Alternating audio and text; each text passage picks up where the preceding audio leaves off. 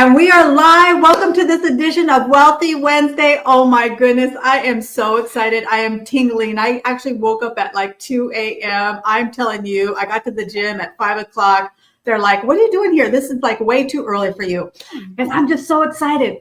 Anyway, my name is Leah Garcia, financial strategist and insurance professional. And I really specialize in helping entrepreneurs and small business owners to properly protect, distribute, and transfer their wealth so they can build that legacy and create generational and multi-generational wealth for their family.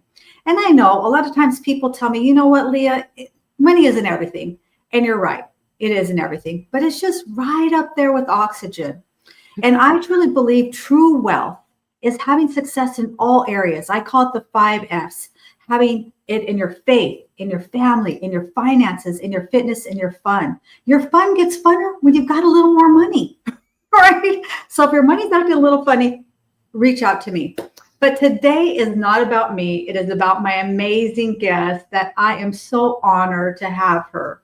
Now, I'm going to read this bio here for you because I want to get it right. I normally don't, but I want it. There's some specific things I want to make sure that we touch on here. So she's actually a minister, spiritual life coach, holistic nutritionist, author, podcast host, founder of Redefining You LLC. Kim helps individuals. Kim helps. This is why I don't read. Kim helps individuals create our peaceful existence by assisting them in developing mental, spiritual, physical toolboxes that can be used to help them respond and not to react to life's challenging situations. I mean, that's a mouthful. This woman, I'm telling you, she does so much. And she's got just a real incredible story that she's going to share. But I have to tell you on a personal note, Miss Kim is really one of the first people who really saw me. And what I mean by that, her and I just connected. I'm not even sure how we connected. Sometimes it just happens, right? And it was like, she said, you know what, I want to have you on my show. And I was so nervous because I had never really talked about the wall of wealth. It was still something I really just shared with my clients. It wasn't something I really talked about publicly. I'm not really sure why I was so nervous about that. But you know what, when somebody sees you, that's when you know you're on track. That's when you start to formulate your own voice. And so I just have so much love and adoration for her. So please give it up. Give a warm round of applause for my amazing guest, Miss Kim Martin Raymond. Thank you so much, and take it away, Miss Kim. Wow, Leah, thank you so much. First of all, I am excited to be here.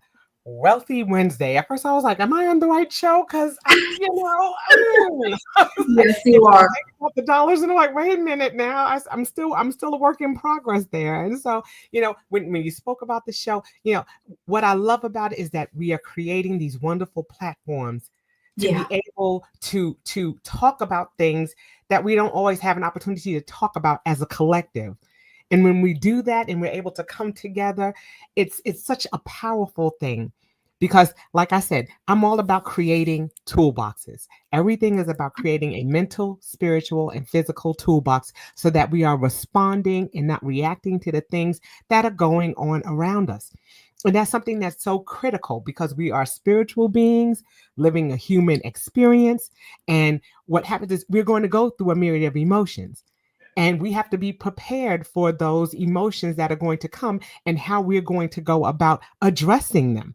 So that way, again, we're not harming ourselves or others. And so there's so much that comes along with that. And so, like I said, I am thrilled to be here to share a little bit of my story. And my hope is always that it inspires or encourages someone to just continue to take a step closer to being the best versions of themselves that they can be.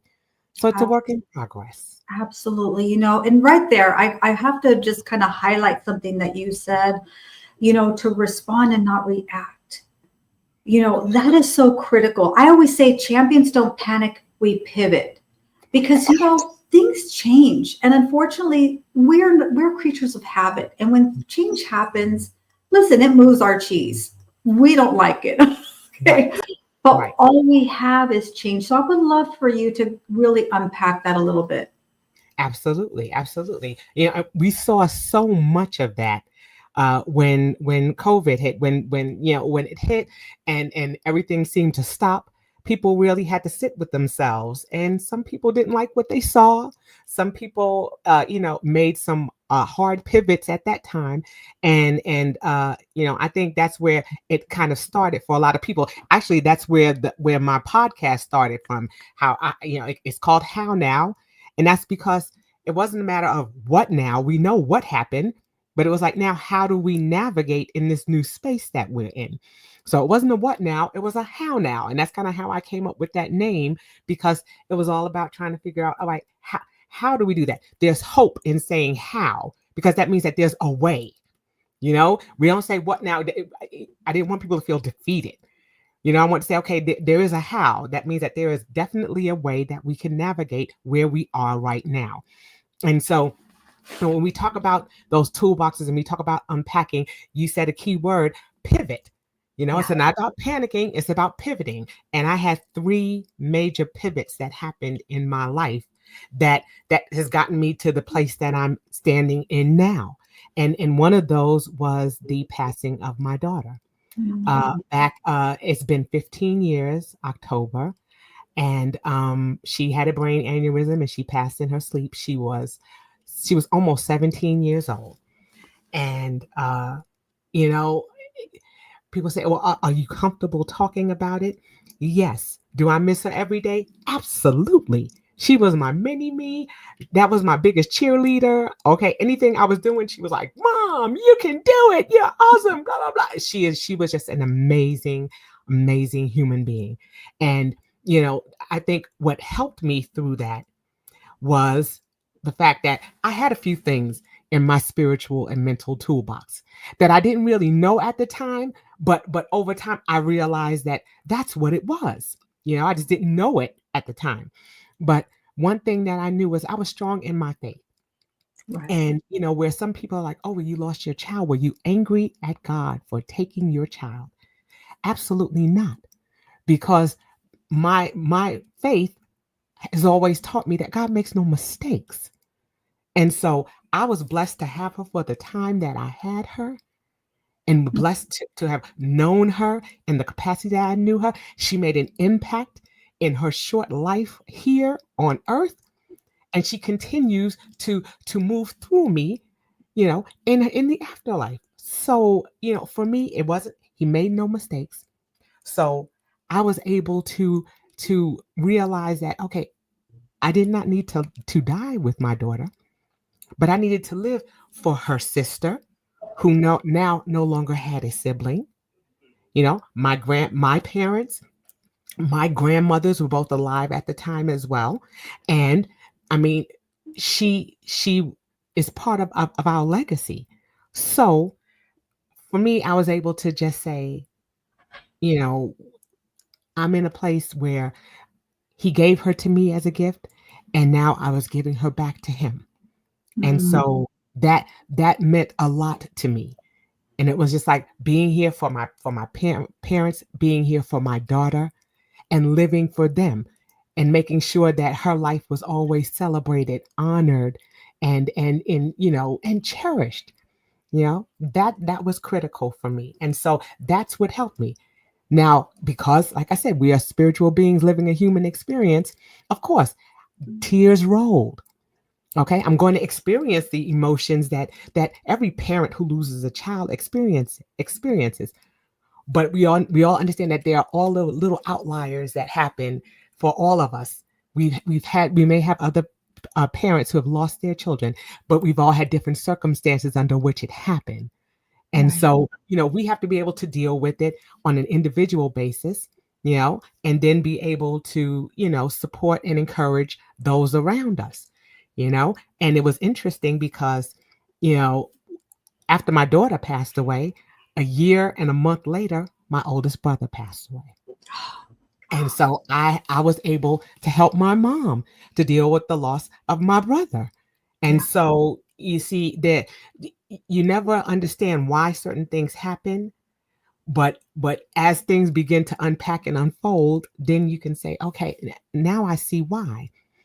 But I also saw the importance of making sure that the way I responded was going to help me. Right. That's why, because when you react, of course, sometimes you react because of lack of knowing. I'm not going to say you go to the extreme and say it's ignorance, because sometimes it's not that. Sometimes it's just that you don't know what you don't know because you haven't been exposed. It hasn't been anything that's been in your realm of existence, in your area, in your community. It may not be something that you've experienced. But being able to know what I know and to have the faith that I had, that helped to carry me through. And it continues to help me to carry through. We all have triggers, things that may happen, songs that may play, little things that remind me of her, you Yeah. know. But I relish it, and I seek joy in that. And that's the choice that I've made in honoring her life. And so that was a huge pivot for me. But my ability to respond as opposed to reacting, the fact that I was able to dig into my spiritual toolbox and pull out those scripture verses that helped me to get through on those days when I couldn't get through, where I had to ask the Lord to carry me when I couldn't walk myself, Mhm. that was critical. So that was something that was huge, a huge pivot for me, because I went from being mother, wife, worker bee, all kinds of things. And what was happening at the time that she passed, I was going through my third divorce. And my oldest daughter had just graduated college and was empty nesting. She was moving back to New York, where my family's from. She was moving back to help my parents with my grandmothers. And so now it was like I went from having a full house and being defined by all of the roles that I played to living by myself for the first time ever.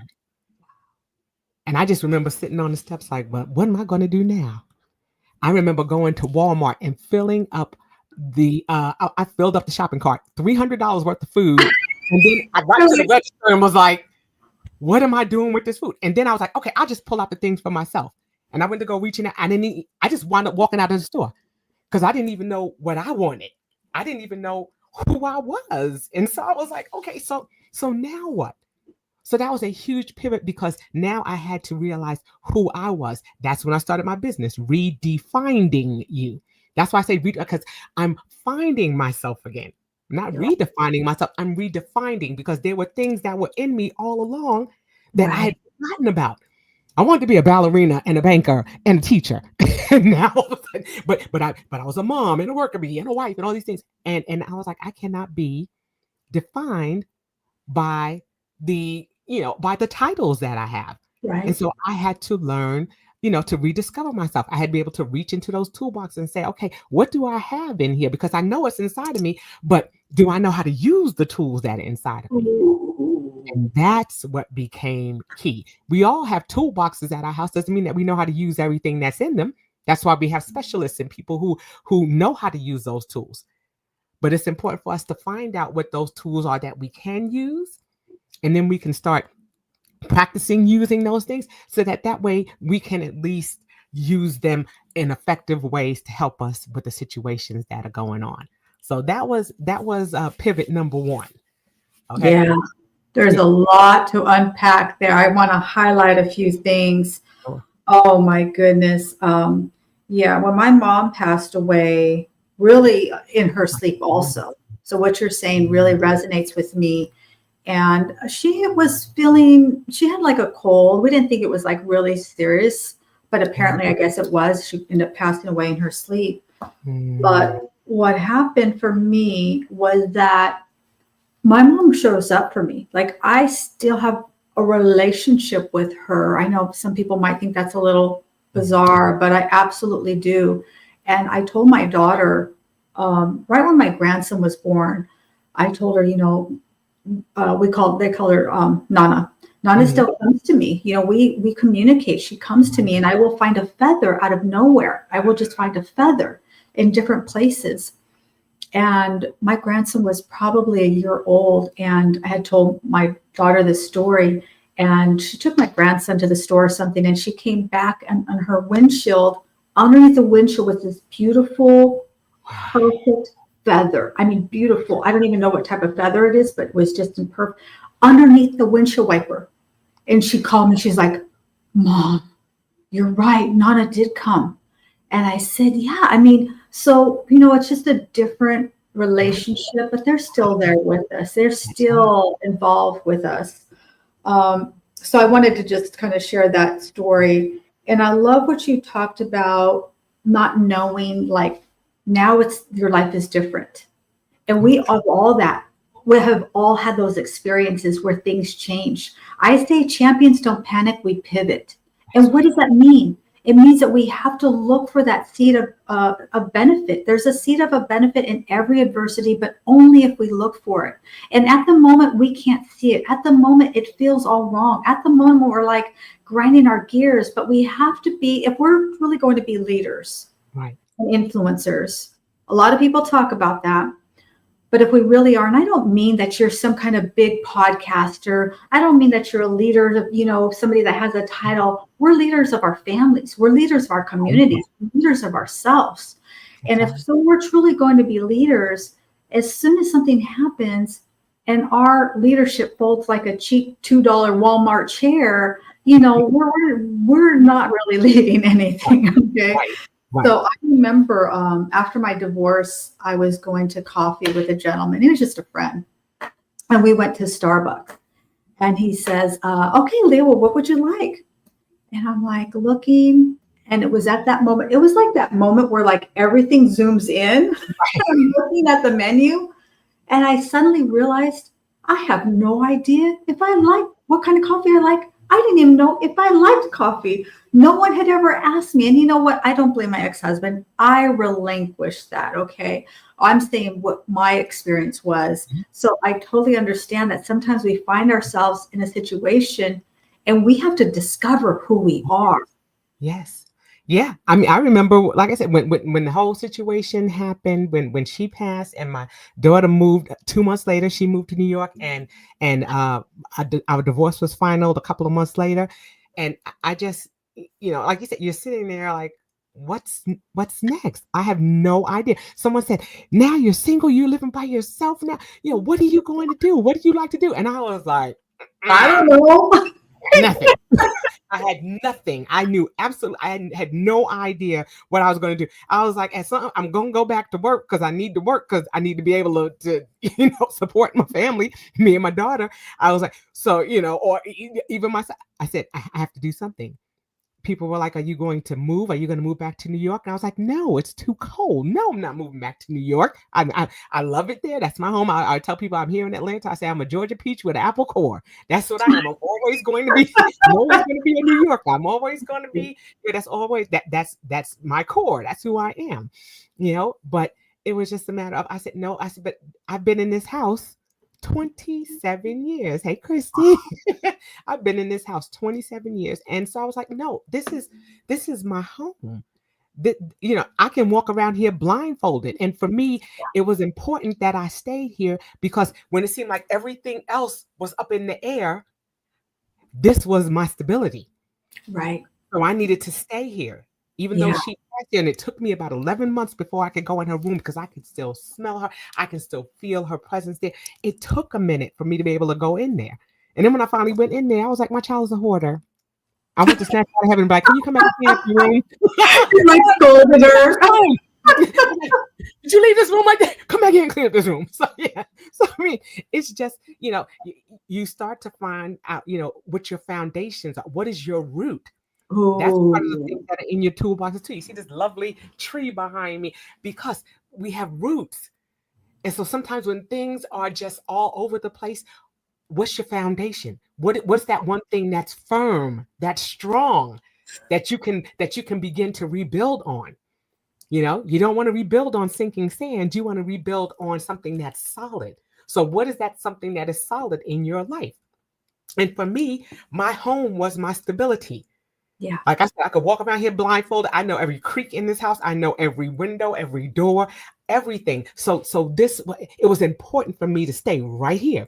It wasn't important for me to run. This is what I needed to be solid because I wasn't sure about anything else. And this was my foundation. And that's what we have to do. We have to look for those things in our lives. So like I said, I want to move on to that second pivot and talk about the ministry. A couple of years back, I decided to pursue my doctorate. And I was excited about that. I got all the way to my second chapter of my dissertation, and then I withdrew from the program. And I know some people were like, "What? You were almost finished? Oh my goodness." Yes. But the one thing that's important, and this is something that I talk about in a show that I'm doing now, where we talk about you have a right to change your mind. That's right. Okay. You have a right to change your mind. But what's important about that, and what the second part to that is, you can change your mind about something. And as long as you're comfortable with with the decision that you've made and the consequences that come along with that, then you stand in that. And everybody's like, oh, and I said, well, you know what? When the bill comes, you all can have 5 on it. I'll pass around the collection plate and I'll be happy. I'll give everyone my cash app. You can help me to pay for this. Because the bill is coming, yes. Right. But the decision that I made was the best for me at the time. My husband was diagnosed with cancer at the time. He is in remission. And he was doing that. My daughter had moved back from New York at the time, and was pregnant with my granddaughter. And so there were just a lot of things that were going on. And I started having anxiety. I started having panic attacks. My chair resigned. There were all kinds of things that were going on. And I had to sit with that and make the decision. What did I need to do? Because I was so engrossed in the study and everything else that door, my office door stayed closed. And I was like, I'm alienating the very people who I need to be there to celebrate when I get this degree. And here it is. I'm pushing everyone away. There wasn't going to be anybody to be there to celebrate with me. And so it was a huge thing to say, all right, am I going to forfeit being Dr. Martin and just go ahead and be Spectacular Fabulous Kim? I'm going with Spectacular Fabulous Kim. And I still have had opportunities and things that have been available to me, despite having that piece of paper that tells me that I'm a doctor, that tells me that I'm a professional in regurgitating the information that they gave me. Oh my goodness, that's a gold bar right there for sure. I was just having this conversation with Cassandra Terry. A lot of you know her. She's the mindset queen. Absolutely. And I love what you said is, you have the right to change your mind. Man, sometimes we paint ourselves into a corner and we just think that we have to do these things because people say things like, you got to be a finisher and I can understand that. I definitely do. But if it's out of alignment, listen, we have to give ourselves permission to evolve and grow. And if that something is out of alignment with you, it doesn't mean that it's wrong. It doesn't mean that if you were a doctor, that there would be something wrong or evil about that. It just means that it's not in alignment with who you are, with who you evolved to. It was harming me. And you talked about it in the beginning, like maybe it was to that point that you needed that. There was something that you needed to get into that point, something you pulled out of there that you needed to be able to go to the next level. That is so fire. Watch the last 5 minutes because that was fire. I want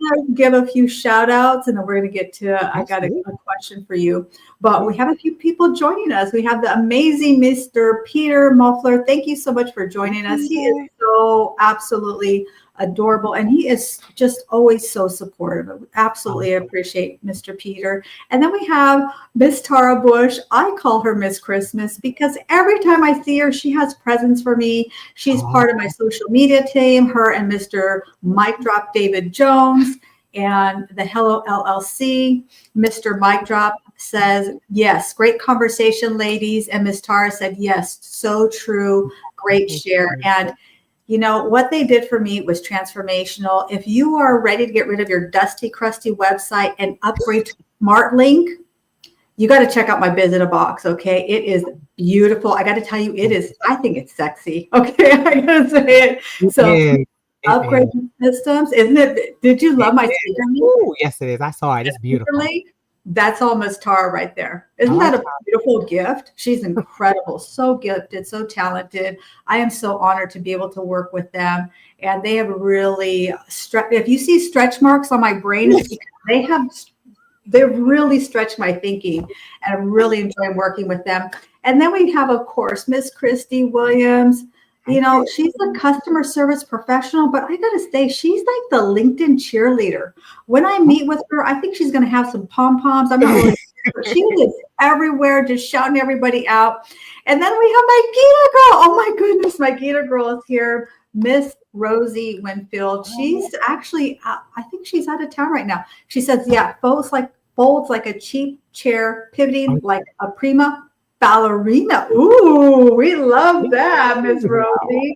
If you Oh, don't know my friend Rosie, you have got to get to know her. I mean, first of all, she's cute as a button, and her branding is Gita, right? oh, Gratitude is the answer, but I say yeah, God is the answer. yeah, I love it. She yeah. has this amazing hat. They are so cute. Now, I'm not a hat person, but her hats, Oh, she go puts ahead. them on. I don't know. It makes me, I just am like, maybe I can wear it. I don't know if I could pull it off, but if you see her, they look so amazing on her. No. So yes, yes, yes. Please visit my visitor box. I'm gonna, oh yes. Thank you, Mr. Mic Drop. He put my link to my visitor box. It is Awesome. really chock Awesome. full of free stuff. I've got a free toolkit there. If you are ready to get your spending plan on track, I have an amazing free. It's called Undead It. I have amazing free tools that you can download that. So, oh my goodness. But what I wanted to ask you when you were Sure. talking about that is what is what how do we know if it's something that we shouldn't finish or that we should say no to? What are some things that we kind of look for? I think especially we as women, I don't know that this is quite so true for men, and I'm not a Mhm. man, so I can't speak to it. But maybe Mr. Jones can say Okay. something for us. But Yeah. sometimes I think we as women get so much pressure to Right. be the wife, the mother, the caretaker, and things. And we're always giving, giving, giving. Right. And sometimes it can be really easy to find ourselves in situations that we're not comfortable with, that we Absolutely. know we should have said no to, or maybe we're not sure. What are some things that in a tool belt that we can have to know if it's something we should continue, start, stop, continue? Right. Well, one thing that we want to do, and I've worked in education for many many years. I was a paraprofessional back when I was 18 years old. I worked in special education. I've worked with children. I've worked in with daycares as a director and things of that nature. And it goes back to basics. I go back to things. We talk about in the Bible being childlike and certain things that we're doing. If we're doing anything that is harming ourselves or others, we need to take a look at that. When I'm doing trainings for child care facilities, and I'm talking about children who may be wandering around, and they seem like, well, they won't sit, and they're not being still, and they're being a distraction. If they are not harming themselves or anyone else, we tell them, let them walk, because they may learn a different way. You can ask them a question, they may know everything that you said, but just because they're walking around, you've made it a distraction. Right. They were fine just walking around if they're not disturbing you. So you have to think about things that are going on in your personal life. Are they a distraction to you, or causing harm to you or harm to other people? That's when you have to step back and say things. Are they causing a high level of stress? Are they causing you to have headaches, migraines, stomach aches, causing you to have physical, manifestations that are coming to you? That's going to be one telltale. You're not sleeping, you're not eating properly. Those are things that we tend to ignore. Oh, well, it's okay, because we're conditioned to believe that it's okay. That's a part of how we, how that's a part of our makeup, and it's so not true. It's a matter of whatever it is that I'm doing, is it causing me physical, That's mental, so or good. spiritual harm? And if it is, now I have to figure out, what do I need to do? Do I need to step back? Do I need to scrape some of those things off of my plate that's overflowing? You Right. know? And that's the thing. Is it causing me not to be able to have a solid relationship with my spouse or my significant other or with my children? Am I so caught up in whatever this is that I can't be there for my child's game, or I'm running late, or I'm running behind? What is it causing? What is it? What is the adverse effect of what it is that I'm doing? And that's what happened with my degree. I was alienating my family. I was becoming estranged from my family because every free moment I had, I was sitting behind this door with my face in a book, reading over these things, assessing things. And I really had to stop and say, okay, this is harming my relationships. This is Mhm. affecting my ability to be effective at work, at home. And when we stop to look at those things, we're saying, okay, but more importantly, myself, because I can't be the best version of myself. I can't be effective if I've got all of these things going wrong with me. I Yeah. can't help you if my back is broken. I can't help you if my feet are swollen and and my knees are bent. I can't help.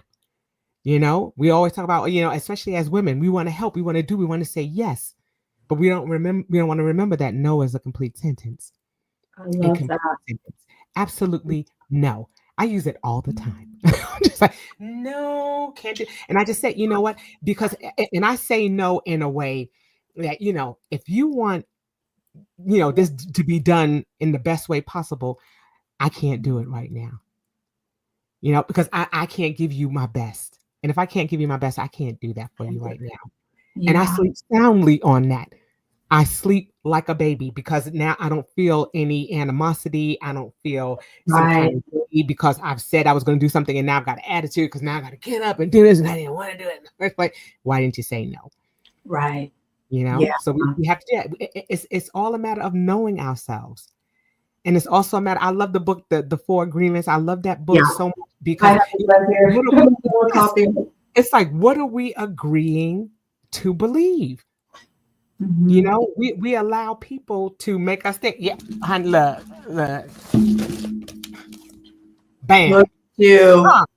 I got the little copy. I need the big one, but yeah, this is a great. Okay, I love to keep exactly, this as a reminder. exactly. Yes, and I love that because that's exactly what it talks about. What is it that we agree to believe about ourselves? Right.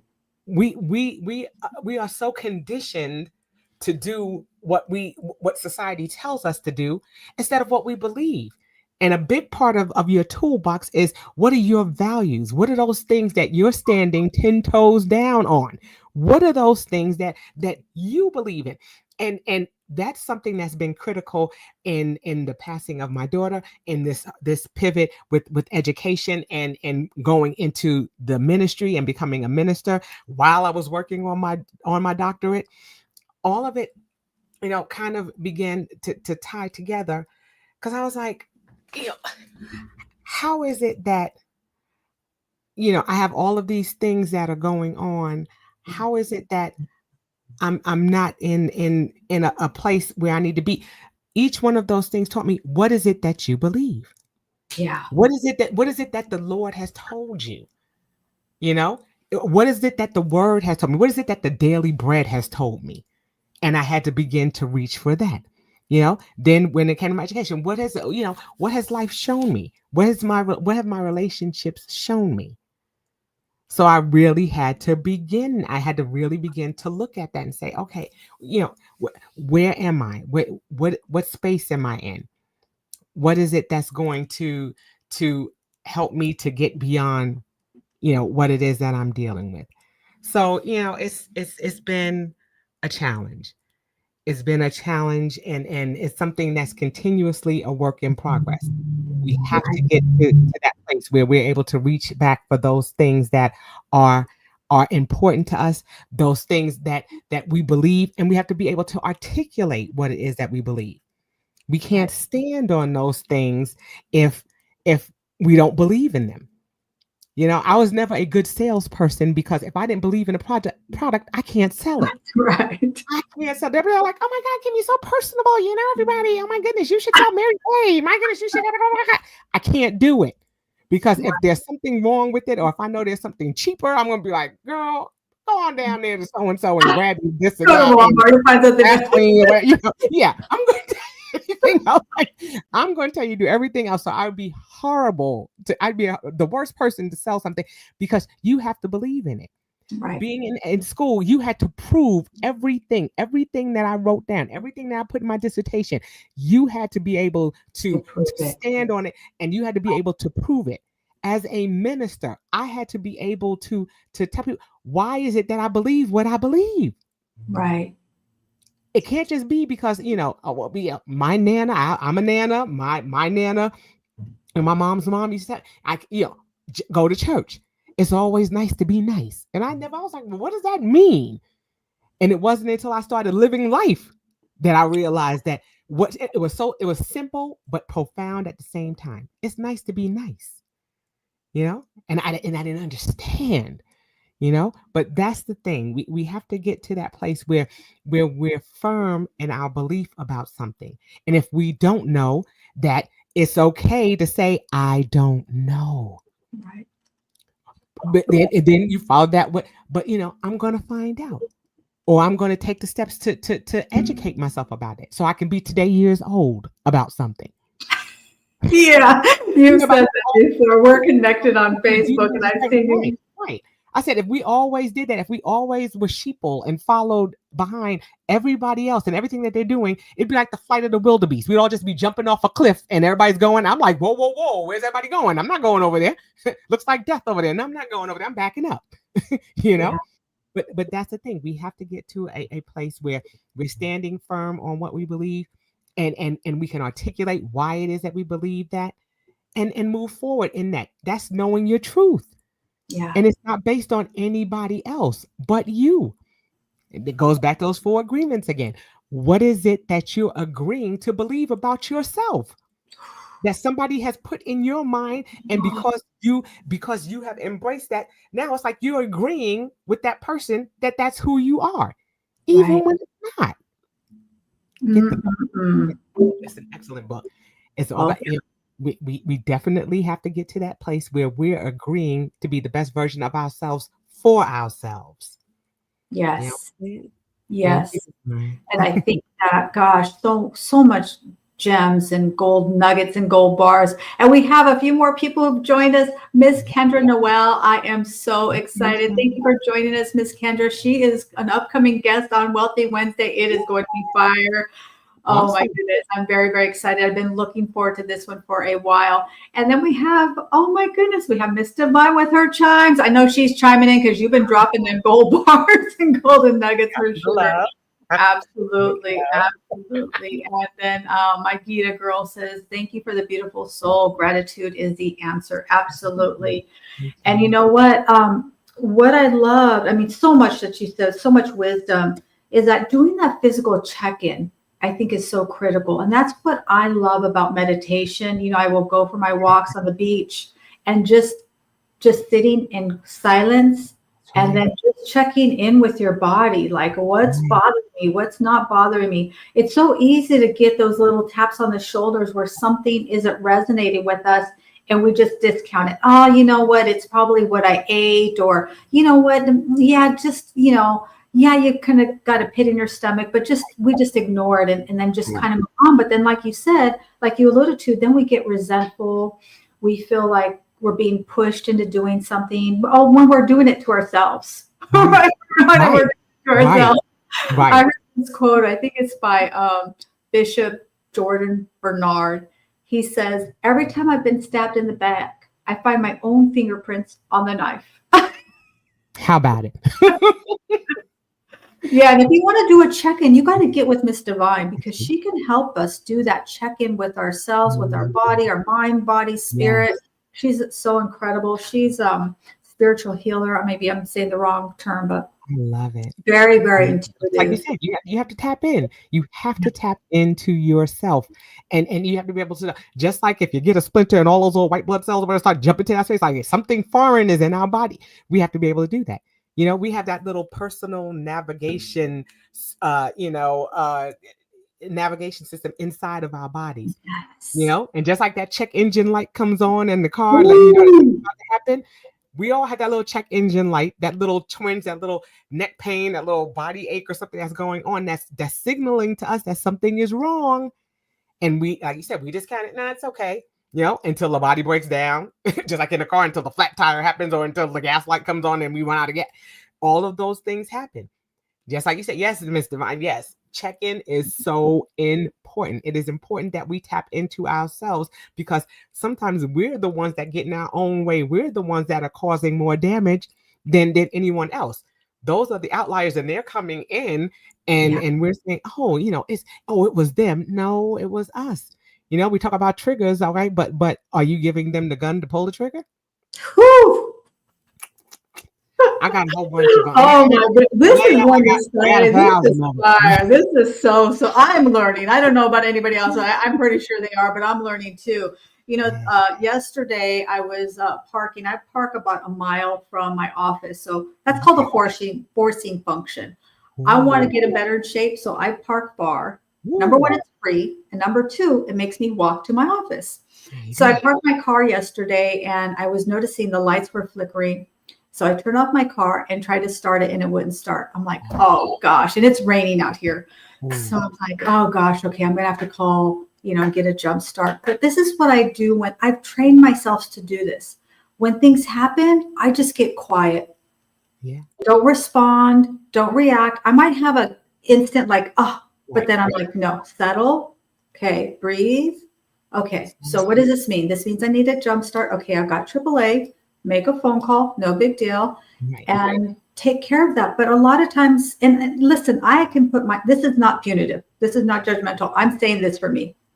I've been at a point in my life when things would happen and then it was like, oh no, this is happening. The sky's falling, Chicken Right. Little kind of. Right. So I've learned for myself to temper myself. When things happen, when they go a little awry, something I hadn't anticipated, just sit and be still for a moment and allow yourself to process and then think, okay, what's the pivot? How do I resolve that? Maybe you need a moment sometimes to cry, okay? But then you kind of pick yourself up and go, okay, how do I resolve this? So I love that you said that. Yes. It's like, what tool do you need to use What for the tool do I situation? need? What do I need that's going to help me to get through this right now? And you start processing it. That is critical. That's what toolboxes are all about. Making sure that we have the right thing that we need for the situation that's happening. Like you said, sometimes it is just a good cry. I need to cry it out because that's going to help me it's not about containing the emotion till we get to the point where we're reacting. We want to be able to say, okay, I need to acknowledge this so that I know how to move forward. It's all about acknowledging our feelings and not suppressing them. We don't want to do that. We don't want to do that.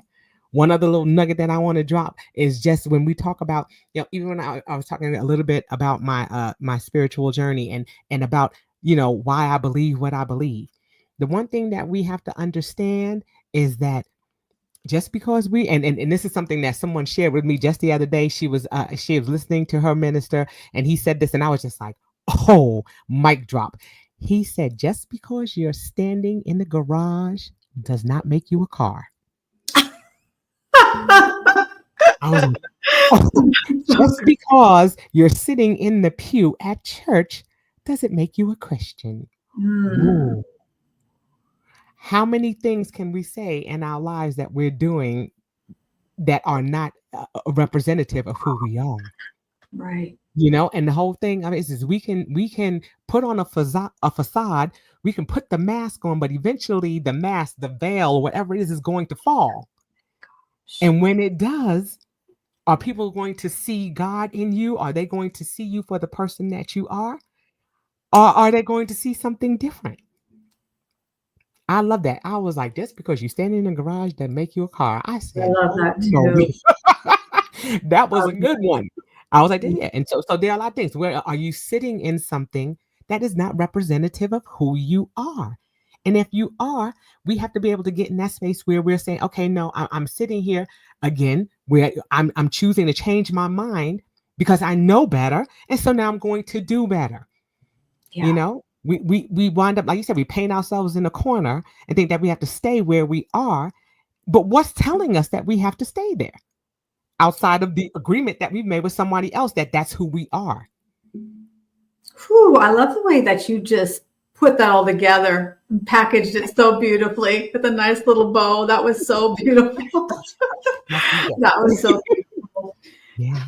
Yeah. So I want to ask, so what's our next tool? Where are we on tools? Now we talked about, like I said, we talked about some spiritual and some mental.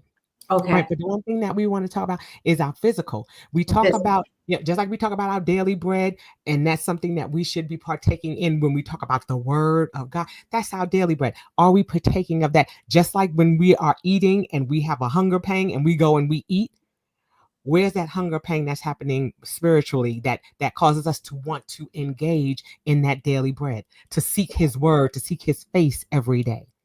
You know, that is something that we begin over time to develop as a habit. It becomes natural, it becomes second nature. Before your feet hit the ground, that you say your prayers, or that you ask him, Lord, what is it that you would have me to do today? All of those things take place because we begin to develop those things, you know. But when it comes to the physical, this was something that was huge for me. I lost 64 pounds over the last 2 years. I had not been under the age, under the age. I had not been under 200 pounds since I was 17 years old. This is the first time in my adult life that I have been this small. I'm in a size 14. I was in a size 22 when I started. And now I'm in this new body. I didn't understand it. If it wasn't for the fact that I look like my daddy with hair, I would not recognize myself. I did not recognize the person that I was. I did not believe that I was going to lose the weight that I was going to lose. And then when I lost the weight, then I realized, I didn't think about what am I going to do for clothes. I had to replace my entire wardrobe. My jewelry was falling. I had to replace my wedding band, all kinds of things, because I didn't anticipate those things happening, because I already had it in my mind that I wasn't going to be successful. But I was doing everything that I was supposed to do to be successful. So why didn't I think that it was going to happen? And then when it happened, I was like, now what am I going to do? How am I going to fund this? How am I going to make this work? So it was huge to get to that point. But to not recognize yourself, to now I understand why people who go through gastric bypass, and I did not go through that, I did it naturally, but people who go through that had to have a psychological, because it wears on the mind. Then you look at yourself, you don't recognize yourself, you may not like the way you look, you think you like you're on drugs, or you look like you're sick, and some people revert back because they want to go back to what was comfortable, to what other people saw as acceptable, or people are saying, oh, you look a little too thin, I think you need to stop. But are you where you want to be? And I had to embrace that. I had so much excess skin that I had to have 11 and a half pounds of skin removed from my abdomen, because it was hanging. It was making an audible noise when I walked. I was like, what is happening? So it was crazy. And so then, when I went for my surgery, I had a moment of remorse, because I had I had become so accustomed and so accepting of the full figured me, that when she was gone, I was like, well, I don't know who this new person is. And I don't know if I like her. And I don't know how to dress her. And I don't know what to do with her. So I had a moment of remorse. Like, I missed her, because I worked so hard to be that person, and to walk in that, and to embrace it, and we learned about body shaming and all those other things like that. I embraced the full figured me, and now she's gone. But in exchange for a healthier lifestyle, being able to run behind my granddaughter, being able to go and visit places, like I went to Egypt this year. I was able to walk and not be in a wheelchair while I was doing it, or not being able to enjoy that experience. So, physical, being able to know your body, being able to know what works for you. I have spinal stenosis. And so that means that I can only stand and walk around for like about 8 minutes before I start getting this like tingling sensation in my legs. But I didn't let that stop me from exercising. I do chair exercises. I do strength training. So the thing is, when you get to a point where it's like, okay, I can't do what I used to do, I could have given up. I could have said, well, I used to run on a treadmill and all that. And I was like, I can't do that anymore. I didn't say I'm going to give up. I said, how now? How am I going to do it now? That's right. How? And so when I got to that point, it was like, okay, I'm going to do chair exercises. Okay, now I'm going to start with 3-pound weights. I'm up to 20-pound weights now. Wow. Everything has been a process, but it's a matter of us saying, again, how am I going to react to the situation that's happening to me? I figured out that when I eat sugar, I feel sluggish. I feel like hot garbage. And so I did a little 3-month, artificial sugar fast, And I started doing that. And I said, okay, I feel better. I started listening to my body. Okay. Right. Does that mean that I'm not going to have a cookie every now and then or a piece of cake? Yes, I am. Yes, I had a cookie already today. Yeah. Today. Okay. Because what happens is we have to get to that place of saying, okay, I need to take baby steps. I can't do everything. I can't do every single thing at once. People say, oh, how'd you lose weight? And I said, well, I did this, that, and the third. And everybody's like, oh, no, I can't do that. What is the one thing that you can do? Right. You just drink an extra glass of water today. If that's all you got, go with that. Yeah. If you got, okay, I'm going to try not to, instead of eating the whole box of cookies, I'm just going to have 1 or 2 or 5, whatever, and be okay with it. We have to get to a point where we're tapping into ourselves and saying, Ooh, what works for me? What works for me? Chair exercises may not work for everybody. It works for me.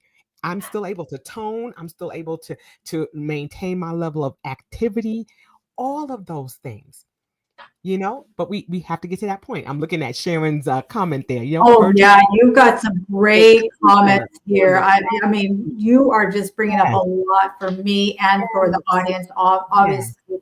And Miss Sharon, I'm going to highlight one of her previous comments. And she goes by Rosie, but yeah, Sharon Rose Winfield. She said, absolutely, the body tells us the truth. Yes. Woo! That Body tells the truth. I mean, everything that I'm living, I travel a lot for work and had to figure out, what I'm doing. I travel. I have a coworker who I travel with, and it's just gotten to the point where, I eat a certain way. There's certain things that I like. I'm about 90% pescatarian. I don't eat pork or beef. It's been about 25 years since I've done that. But she understands. I travel with 2 different people. Both of them understand that, when we travel, they're like, oh, Miss Kim, we picked out a restaurant and they have salmon, that's your favorite. So they don't just say, oh, well, we're just going to eat wherever and, forget how, whatever your dietary needs are or whatever. They have partnered with me to say, okay, we are a partner with you in your wellness journey because we see that this is something that's important to you. When you let people know what's important to you, right. Then they don't belittle it. They begin to believe it and they begin to walk with you in what it is that you're doing. My family walks with me. They can go ahead and have that pizza, but they're like, hey, Kim, they have pizza, but they have cheese pizza. And, you can have that, even though you don't eat pepperoni, whatever it is. And wherever I go, I make the best decision that I can make for the situation that I am in. Yeah. And if, whatever that best decision is for that moment, that's fine. Then I can course correct when I get back. If I go and I do something, I went to a birthday party. I had cake, had a good time, had a libation. Okay?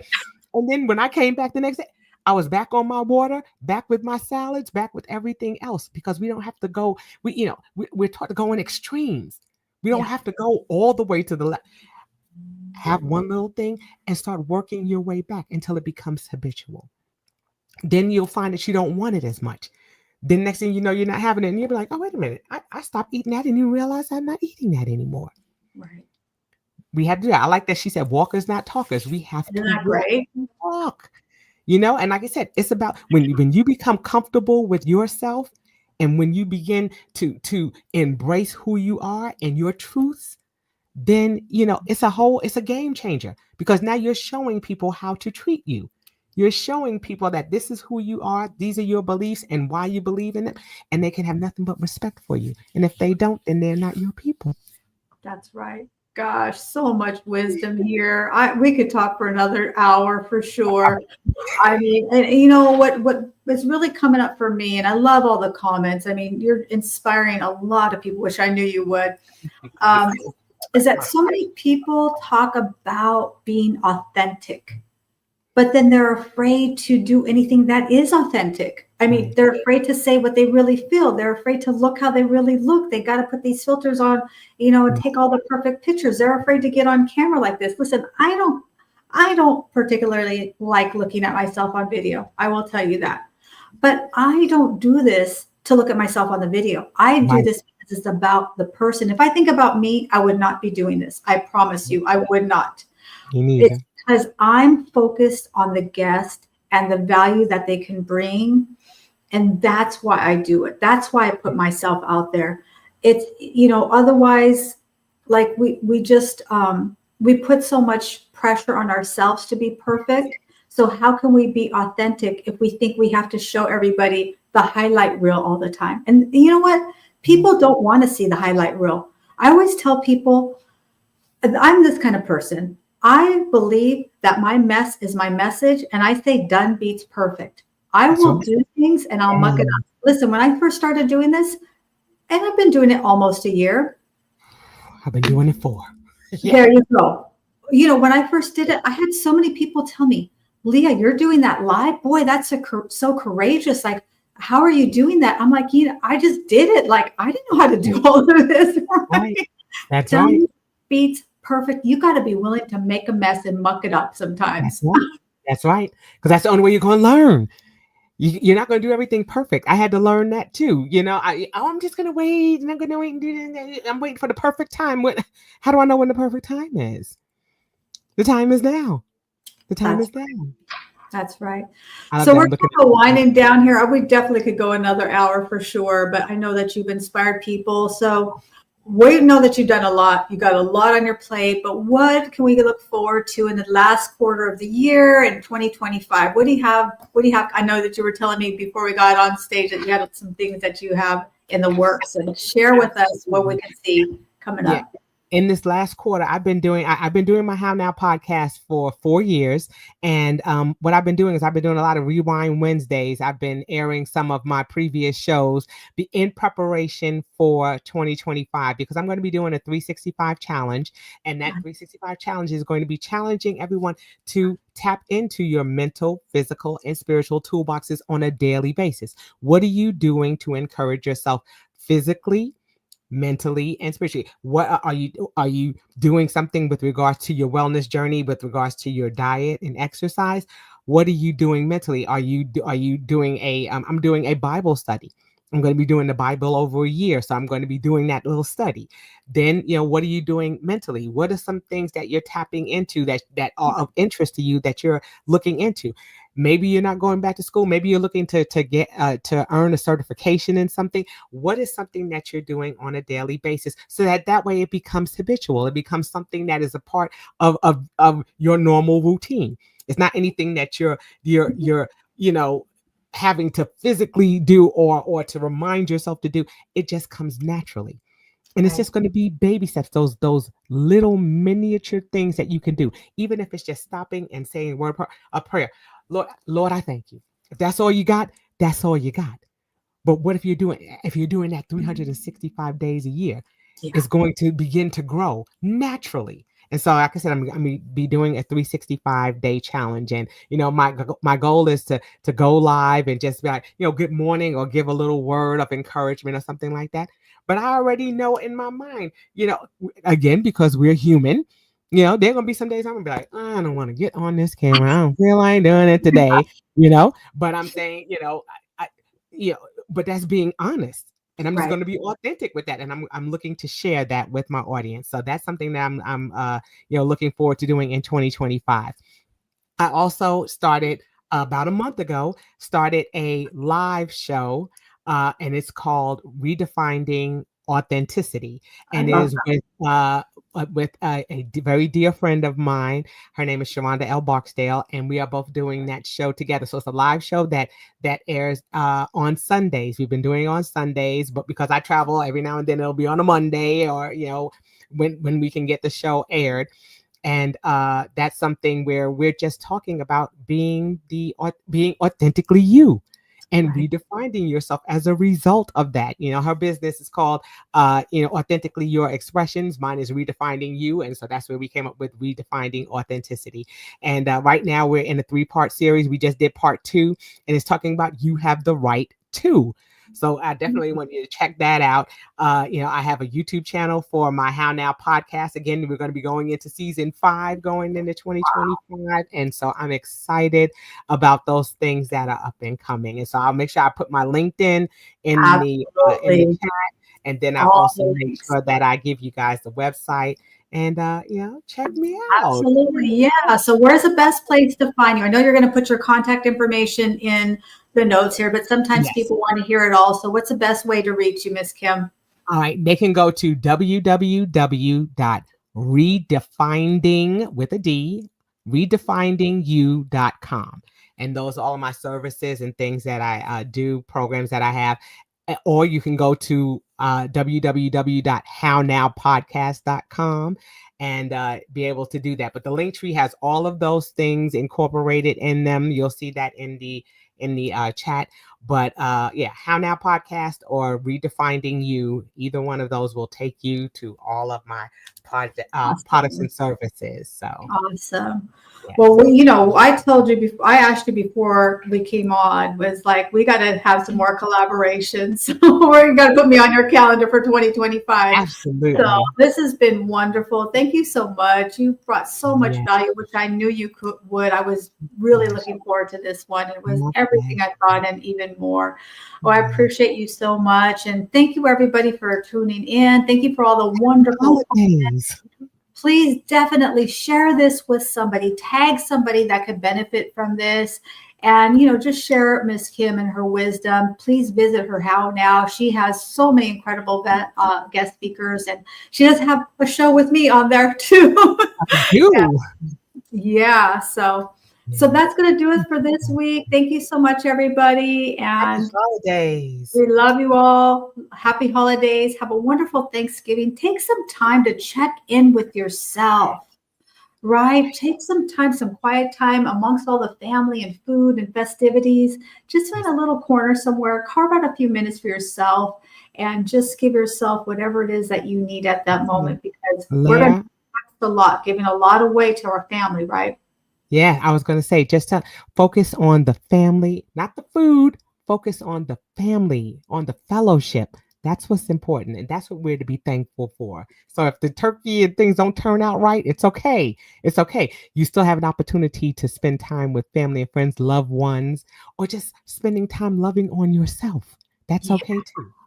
Love you Thank you guys. so much for that wonderful gold. Look at her. She can't contain her golden nuggets. So thank you, everyone. That's going to do it for us. So we will see all of you at the top, because we all know it is just way too crowded at the bottom.